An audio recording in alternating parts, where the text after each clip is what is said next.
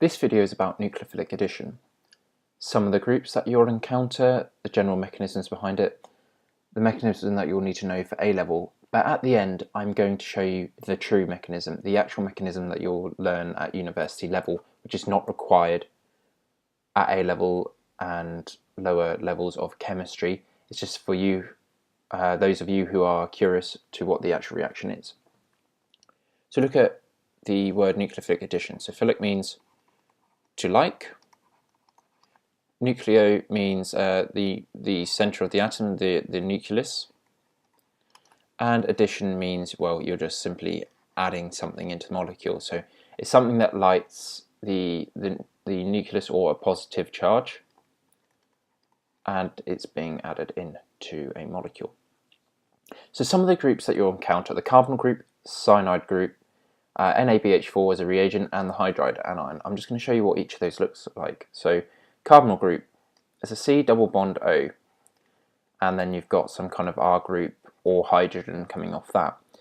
So if you remember, it's a bit like a carbon-carbon double bond, where you have a sigma overlap of the carbon and oxygen forming one bond, and then you've also got the p orbital overlap forming a pi system to make the double bond.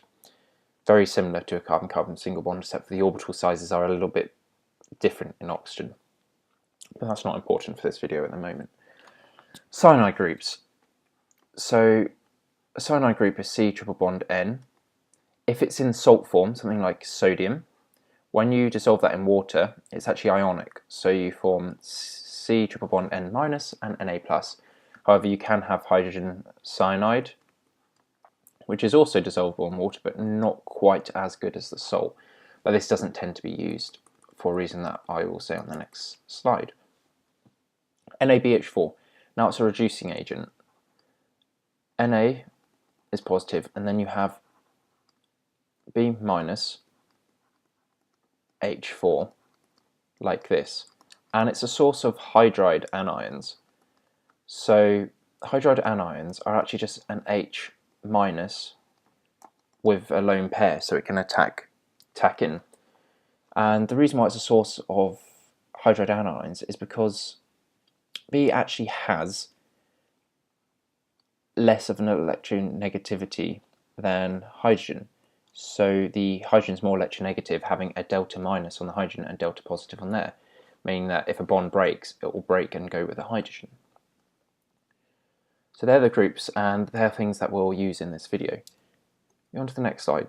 So if I show you the cyanide group mechanism adding into carbonyl, here, like I said, we don't use HCN. It's because it's highly toxic. It was used in chemical weapons in the past, but usually in chemistry we use the salts like NaCN as it's not as toxic and less dangerous.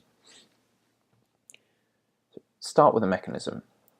Carbon is less electronegative than oxygen, so oxygen has a delta negative sign and carbon has a delta positive sign. C triple bond N is negatively charged, especially if it's dissolved in water, something like NaCN, so this reaction would take place in a solvent like water. The lone pair is then attracted to the delta positive carbon as negative charge is attracted to a slight positive charge. This then breaks down, breaks the pi system, and the bond goes off to oxygen, leaving carbon, R group, which an R group just stands for any chain of hydrocarbon, and you've got your CN group there, and you've got O minus, so the minus charge has been conserved. Now what will happen if it's in water is you'll have a water molecule.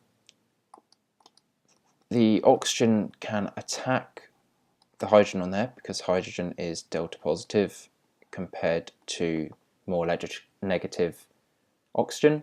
This bond can break and form OH minus ions.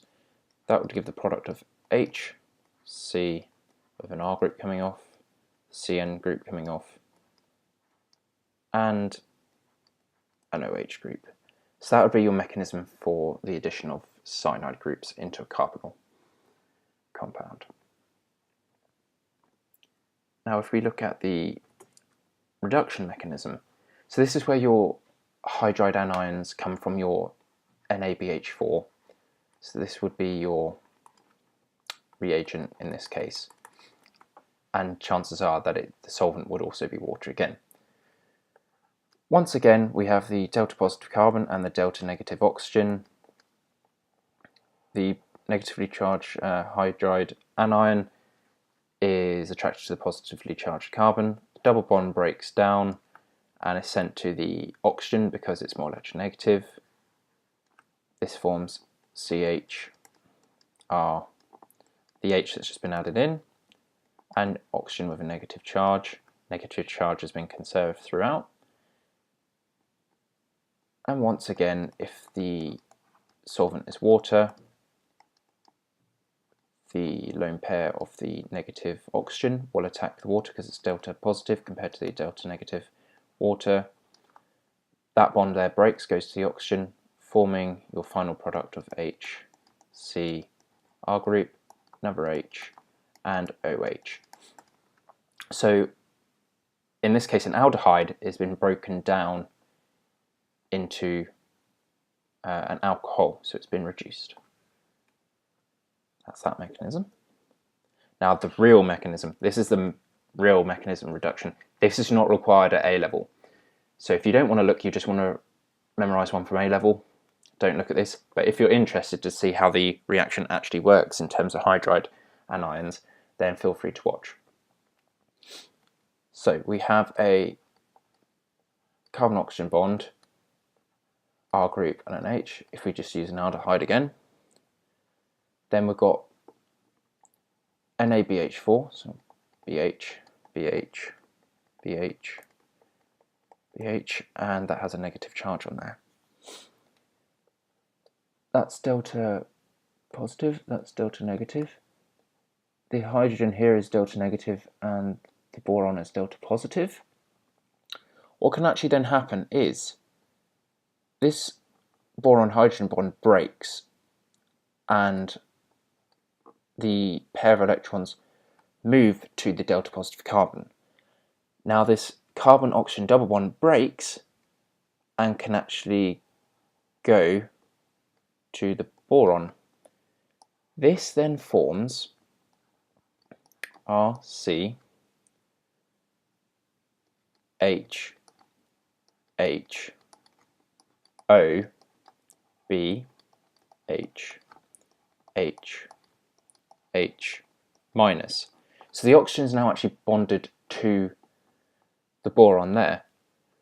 What then happens is that reaction can occur 3 more times, the exact same mechanism but using a different hydrogen each time, to form, I'm just going to put RCH2 just as quickhand to stand for that group there, oxygen, boron, and then oxygen, the oxygen with the CH2R, CH2R, and CH2R. So you've just got that group attached on 4 times, still has its negative charge. What then happens is you can break it down with sort of a water and acid mix, so a bit like a hydrolysis. Now this breaks, these cleave the bonds around there, and you actually get 4 lots of the RCH2 and OH, and then you also get the byproduct including boron, but I won't talk about that for this mechanism at the moment. But that's what actually happens. That's the real mechanism. So at A level, it's simplified down just to say you have H minus ions instead, when truly you actually don't. You're looking at it in terms of boron as well, and it attacking and it being broken down, which is why it's usually done in sort of water and acidic conditions. That's all for this video. I hope it helped. Please like, share and subscribe for more. Let me know if there's any topics you'd like me to cover that I haven't already. Thank you.